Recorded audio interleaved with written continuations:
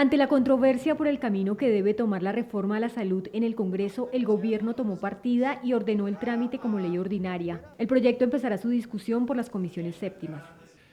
Al incorporarlo a las sesiones extraordinarias, el gobierno fija posición en torno al contenido de la ley.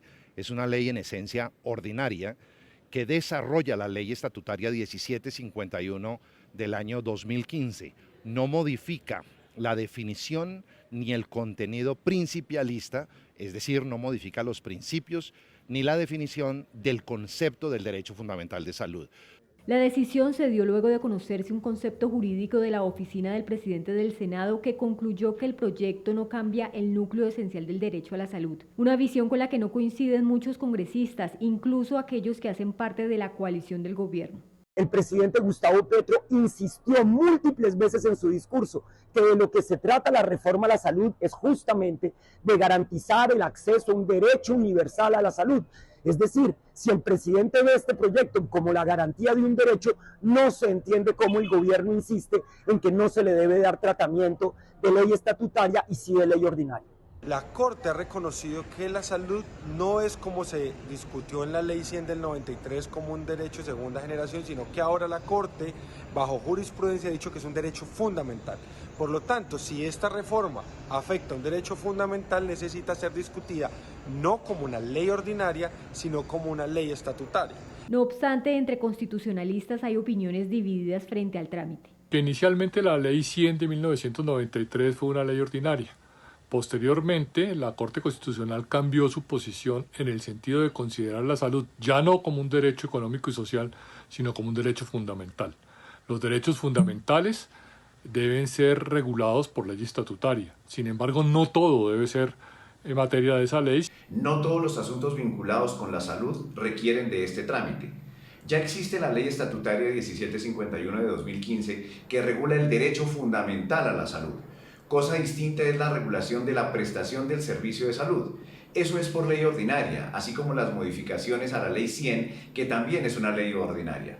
Las leyes estatutarias tienen un trámite más exigente en el Congreso, pues necesitan votación por mayoría absoluta, es decir, la mitad más uno, ser aprobadas en una sola legislatura, ser tramitadas en sesiones ordinarias y tienen revisión automática de la Corte Constitucional. Ahí está la gran diferencia entre una ley ordinaria y una ley estatutaria, que es una diferencia que no es solamente de técnica jurídica y de discusiones de abogados, puede tener implicaciones políticas muy serias. Veíamos que las características de una ley estatutaria llevan a que sea aprobada por mayoría absoluta, es decir, se exigen unas mayorías mucho más rigurosas, mucho más demandantes desde el punto de vista político. Fuera de eso, debe tramitarse en sesiones ordinarias, no podría arrancar a discutirse mañana, pasado mañana o la próxima semana, que son sesiones extraordinarias, se convocó al Congreso de manera temprana, sino que tendría que esperar hasta el mes de marzo, mediados del mes de marzo, y eso haría que se fuera deteriorando el capital político, no lo digo yo, lo dice el mismo presidente Petro cuando dice las reformas hay que mandarlas al Congreso cuando uno está en luna de miel con la opinión pública. Cada uno de ustedes juzgará si está en luna de miel con la opinión pública o no, pero lo que sí es cierto es que el capital político se va erosionando, pero una cosa fundamental, y es que la Corte Constitucional debe hacer control previo, es decir, supongamos que la ley de la salud se modifica, sale adelante, etcétera, etcétera, la Corte Constitucional la agarra y la revisa antes de que entre a regir, porque es una ley estatutaria, sería una ley estatutaria. ¿Por qué el argumento de la ley estatutaria? Ya viendo que tiene implicaciones políticas, puede demorar las cosas, puede confrontar más rápidamente con la Corte Constitucional, puede significar mayorías más exigentes. ¿Por qué? Ustedes veían al congresista del Partido Liberal, Juan Carlos Lozada, diciendo las cosas de manera, creo yo, persuasiva. Yo no soy abogado, no sé cuántos de ustedes lo sean, pero el sentido común es el sentido común. Él dice, si esta ley en su texto y en la manera como la ha presentado el gobierno, lo que está haciendo es tomar una serie de medidas para garantizar el derecho, el acceso al derecho a la salud, que es un derecho fundamental, evidentemente se está lidiando con un derecho fundamental, el derecho a la salud, y cualquier ley que esté lidiando con modificaciones que tengan que ver con un derecho fundamental es una ley estatutaria.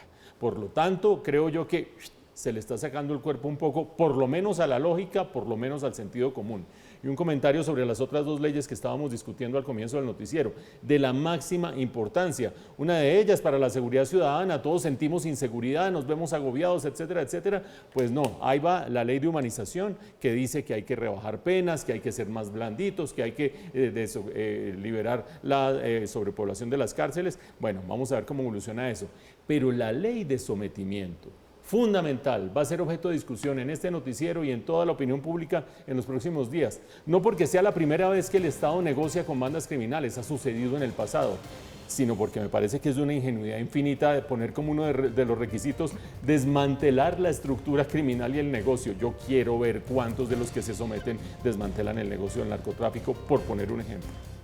Mauro, me devuelvo a lo que dijo el representante Lozada. Es que suena muy lógico. Le está diciendo el mismo partido del gobierno al presidente, no lo haga por ahí porque la Corte no resiste el examen de la Corte y lo pueden hundir. Exactamente, y hay una cosa muy delicada, y es que como el gobierno está, y ahora vamos a hablar del discurso del presidente Petro el día de ayer, etcétera, etcétera, está en el plan de que mis reformas, a mí me eligieron, entonces las reformas tienen que salir automáticamente, y el que se oponga se está oponiendo al cambio, ya se anuncia desde ya una confrontación temprana con la Corte Constitucional. La Corte Constitucional, se sabe, es la última instancia para evaluar muchas de estas reformas y cambios legales, pero en este caso, esa confrontación va a ser muy temprana. ¿Por qué? Una característica de una ley estatutaria es que el control constitucional es previo. No quiero ser ave de mal agüero, pero imagínense ustedes el día que estemos registrando aquí que hay una muchedumbre convocada por el presidente para decirle a la Corte Constitucional que no puede declarar inconstitucional algo que desde ya, con sentido común, muchos observadores lo están declarando. Ahí le dejo otra vez, estado de opinión.